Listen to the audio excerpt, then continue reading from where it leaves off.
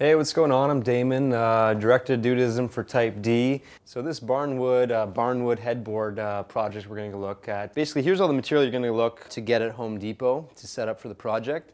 And when you mix and match all the magic that's going on, you're going to end up with something like this. You can see it's very rustic and nice. Oh, sorry.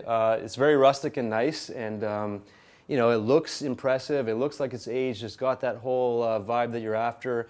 Except we used it with cheaper materials and we just aged it and made it look the part.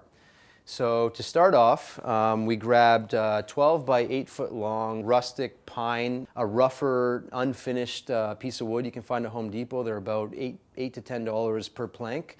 We grabbed 4 of those, some strapping that you could see before, which is going to just be 2.5 inch by 4 foot long by 1/8 inch thick piece of steel. 1 by 2 piece of pine that's going to go on the back to support all the planks. I got a piece of 1 by 10 by 4 foot, which we're going to use to actually hang onto the wall. And that's it for materials. We have nuts and bolts, which are going to attach the steel strapping to the actual wood.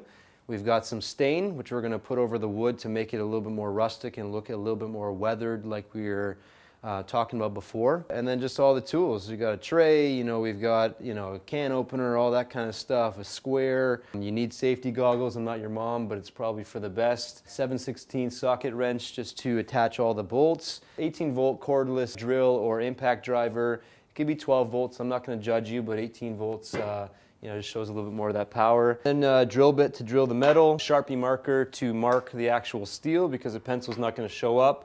Pencil for the wall or for the wood, tape measurer, and that's pretty much it. And gloves if you want, but if you have a girl coming over, it may look a little bit more impressive if your hands are dirty.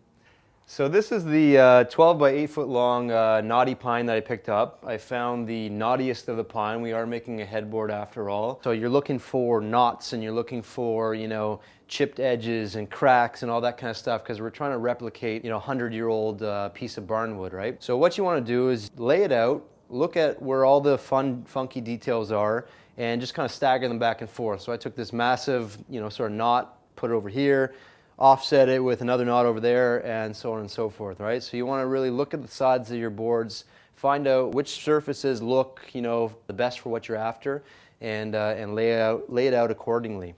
Okay, so the next step is we're going to find the length of our headboard. So right now we're starting with 8 foot long planks. And for my particular project, I want it to be 94.5 inches wide by 4 feet tall. So I picked these 12-inch wide planks because the 4 of them add up to the 4 feet that I want, so I don't have to rip them down and cut any length. But for the edges, we're going to measure our 94.5. So we're going to go all the way across here. We're finding 94.5, right? We're going to take our square, square it up to the edge, draw our line, and then we're going to do that for every other plank, cut them down to size, and then that's what we have to work with. Okay, so the next stage of this project, basically I took all the planks and flipped them completely over, so now we're looking at the back of the headboard, and we're going to put in some supports just to fasten them all together with this 1 by 2 pine. Just a rough cut, doesn't have to be polished.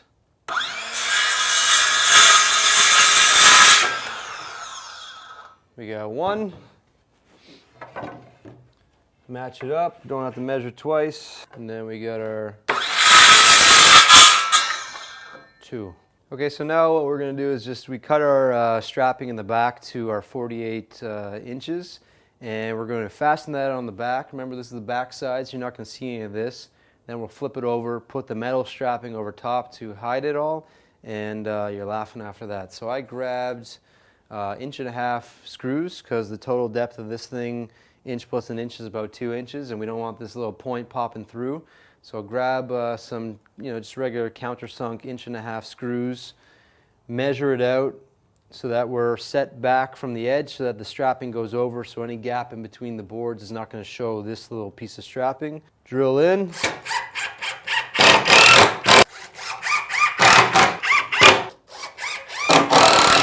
And that's it. Do the same to the other side, and then we'll flip it back over again. So this is the front side of the board. So what I've done is I've picked up this, it's called sun bleached wood stain. And what it's going to do is it's kind of semi-transparent. It's going to coat this wood, give it almost this sort of gray-y texture, you know, like coloring. And it's going to look more like it's been sitting in the sun than as it sits right now. So as you can see, we're just adding a little light gray tone to this. We want to make it seem like it's been sitting in the sun, and when it dries, you'll see a little bit more of what I'm talking about.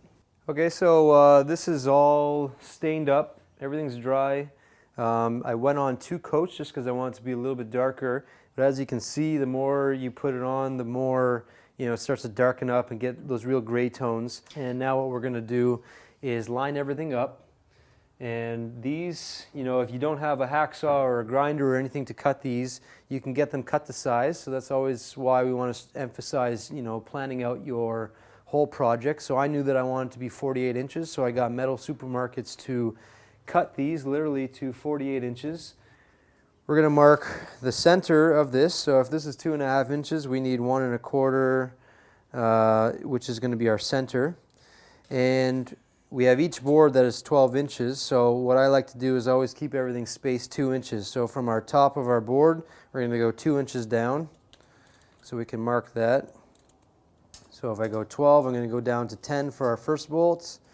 And from the middle point between these 2 boards, we're going to go up 2. So we're going to go up to 2. And then we're going to cross over, do our 1.25 inches, so we find the center point. So we are all marked out on all the metal. We're going to start drilling our 1/4 inch holes so that our lag bolts can fit through and screw into the wood. A little tool that I use to punch into metal so that my drill bit doesn't wander is a punch. This is actually a spring-loaded punch, and basically it's a one-handed operation. You put the center on exactly where you want to drill, and you just press down, and you hear that? It punches a little tiny indent into your metal, and what that allows your drill to do is stay in a little guide, so the tip of your drill bit is always going to stay centered on that mark. 1/4 inch is one of those measurements where it's not going to take that much energy to drill, so I'm just going to go ahead and drill it straight into the material. So the little tip of your drill bit, you want to line up centered in that little punch. Start drilling, you'll see the drill. You should always offset the hole from your work. I'm using my work as sort of my work table. You have another work table, set it up over there. If you are using this as your kind of work table, offset the hole so that when you puncture through the metal, you're not going to actually go into your headboard. So now we've gone through the whole tedious task of drilling pretty much 8 holes per thing. So we had a nice little 32 holes to drill in steel, which, as you probably know, if you're building this, is not the most fun thing to do, but now they're drilled, so now we can move on to the next part, which is basically just bolting these suckers down and calling it a day. I've got another pilot hole just because it's easier to crank our little lag bolts into it. So now that I've got my guides, I've made sure that, you know, I've got my 2 inch space from the edge so that this is spaced properly. I'm going to drill pretty much just like a subtle little pilot hole just through the center. Our lag bolts are 1 inch deep. So we're going to go pretty much right through the wood. You know, one, make sure you clamp this down with your hand so that it doesn't move and everything else gets out of place. It's going to be easy because we've got those pilot holes already drilled. We're going to use our socket wrench, crank them in. So another tedious task, but all the hard work will have paid off soon. So we're going to just finger tighten it in by hand and then crank it in with the ratchet. So just finishing off this last mother effing bolt. We got 32 of these little suckers. It was a little tedious, but when it's all cranked out, you can see that it's it kind of pays off, right? It's giving that little facade like it's all sort of riveted together or whatever. So if you remember from the beginning, we had this 10 inch wide by 4 foot long piece of pine, and I'm going to use that to pretty much make our own sort of mounting hardware so we can mount this thing up to the wall so it's not going to fall forward. So all I did is I took on my table saw, put my blade at 45 degrees, and I cut this into 2 pieces.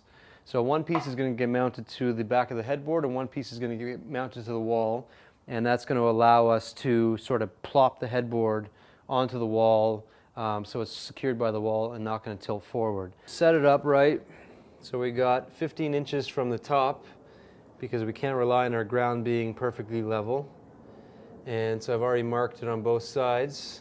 So set it up to the wood, slowly to set it into the wood, and then just enough so you're in nice and solid. We've got the other side going.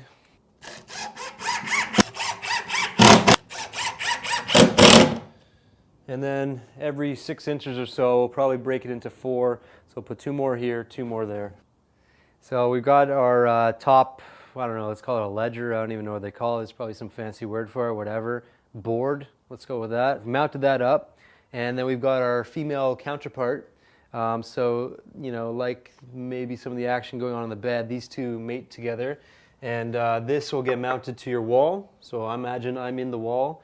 Mounted to your wall, the headboard gets lifted up, and then the two mate together, and that headboard's not going to go anywhere. So this bottom part secured to the wall, this top part secured to your headboard. The 45-degree miter is what's going to keep it from falling off the wall.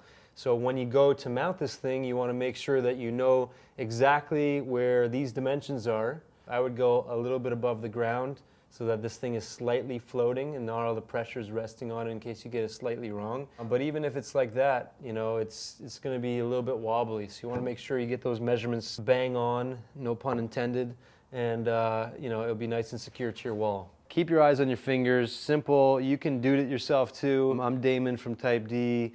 Dude out. Till next time. We'll catch you on the next one.